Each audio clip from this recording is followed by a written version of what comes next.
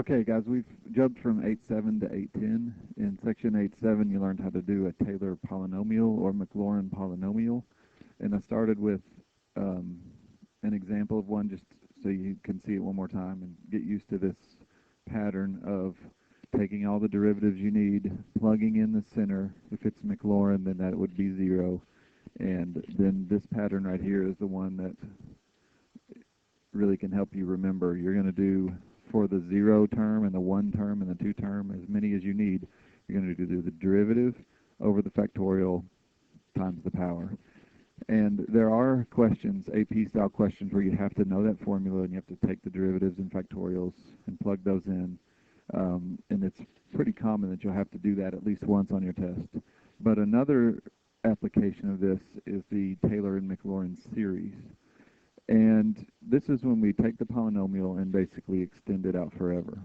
You don't want to have to, every time you need to know a series for something involving cosine, you don't want to have to take the derivatives every time and sub in every time and do the formula every time. Instead, we're going to get very familiar with a handful of these formulas, and therefore you'll just know them, and then you can use them.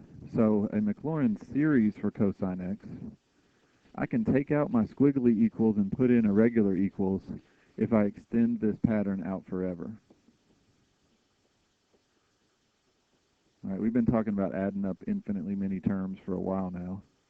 The series for cosine is all of the even powers, x to the 6th over 6 factorial plus x to the 8th over 8 factorial minus minus. And it just goes on and on forever. If you extend that forever, then in fact it does become an equal.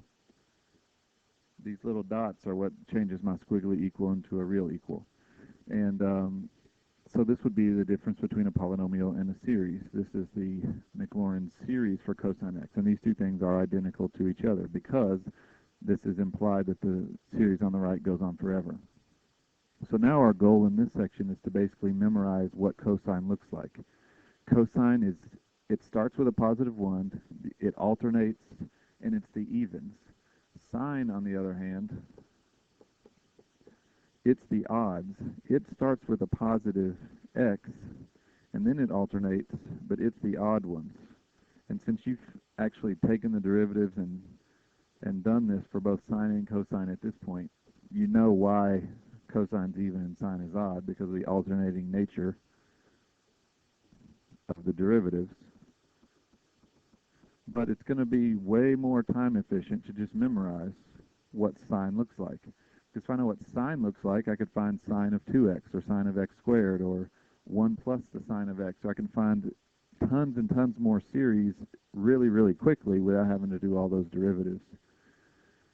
So sine is the odd one. They both start positive and alternate.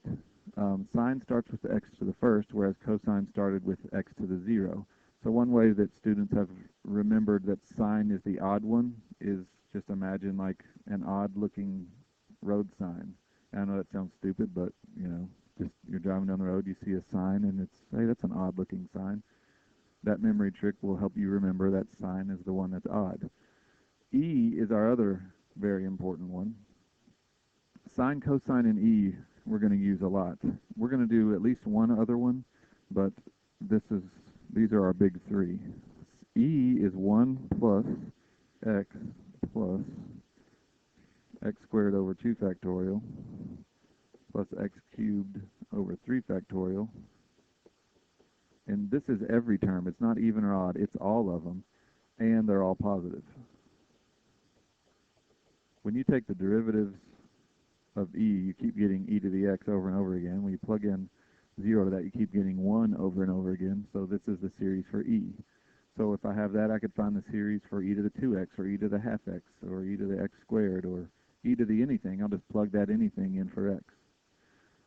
The one other one that we're definitely going to learn, and I might add one or two depending on if I feel like they're going to show up on your test possibly, is 1 over 1 plus x.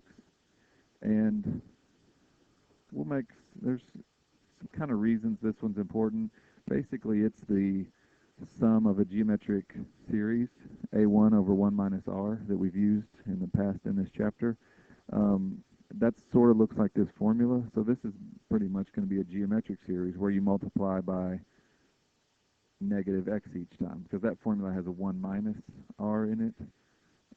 Long story short, this series is 1 minus x plus x squared minus x cubed and so on, plus x to the fourth. All right, so there's that infinite series. And if you connect that one to the geometric series formula, it might help you remember it. But as of now, starting this class, you should have these four memorized. And it's not as intimidating as it seems. Just get the patterns. E is all the terms, and they're all positive. Cosine's the even ones, sine's the odd ones. They alternate. And then this 1 over 1 plus x is kind of a, it's the geometric, and it ends up alternating as well because r was technically negative. Okay, so what kind of homework problems should you expect? Here is, I'll give you a easier example and a tougher example. And they're going to be in that color. Okay, so let's start easy. What about e to the negative 2x? Find a series for e to the negative 2x. Well, this is going to be based on the series for e to the x. So you're going to start by recalling from your brain that 1 plus x squared over 2 factorial and so on is the series for e to the x.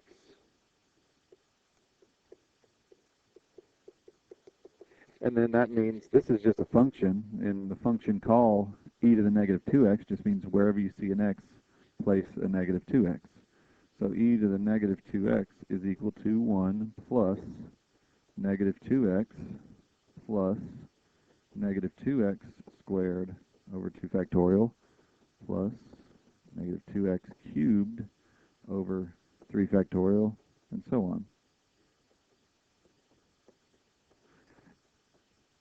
And usually the question will say find at least 3 or 4 non-zero terms or the general term, the kind of the formula for it. But we're pretty much done here other than just cleaning it up a little bit and simplifying. So we get 1 minus 2x, negative 2x squared. I'm squaring the negative, the 2, and the x. So that becomes plus 4x squared over 2 factorial.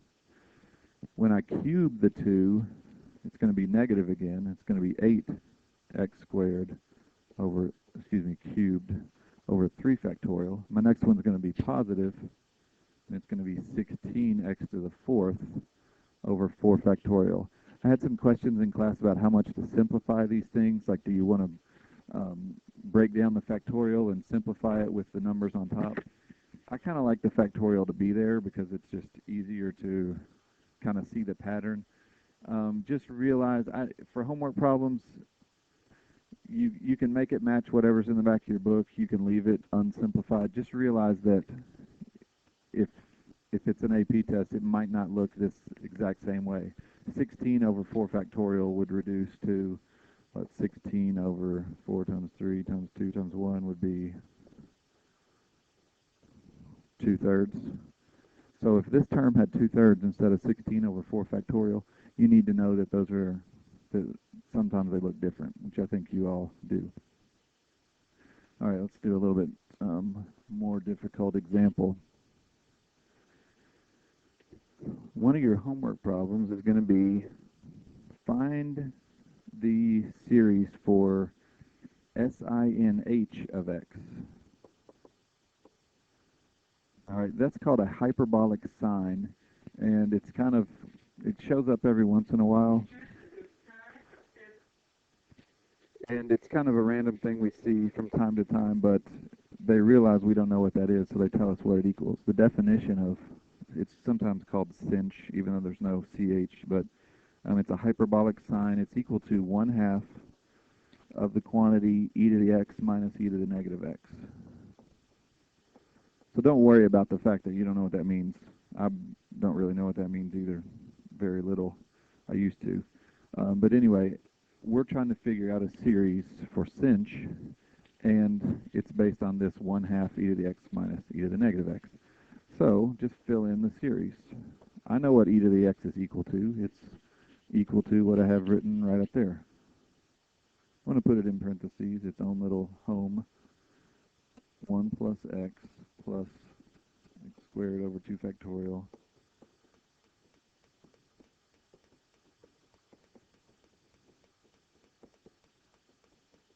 All right, so that infinite series would replace e to the x, and then this infinite series will replace e to the negative x. That's just changing all my x's to negatives in the same way that I changed in the last example all my x's to negative 2x's.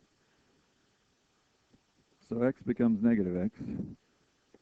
X squared doesn't change because the squared just cancels out the negative anyway. X cubed is going to become negative because cubing a negative makes it negative, and so on. So e to the negative x just makes it alternate, basically. So close those parentheses and then close the big parentheses. All right, so I get that these, I didn't write all the terms, but those terms go on forever. And then you can just kind of look and see what the series, what they do. I've got a 1 in my first set and a negative 1 in my second set. It might help to distribute this negative. Go ahead and minus, plus, minus, plus, minus. Go ahead and get the negative distributed, and then you can just compare it term for term. Let's see, the 1 minus 1 will go away. I had an x, and now I have another x, so I'm at positive 2x. That goes with that. I had x squared over 2 factorial, and now I have negative x squared over 2 factorial, so those are gone. My x cubed over 3 factorials are going to add together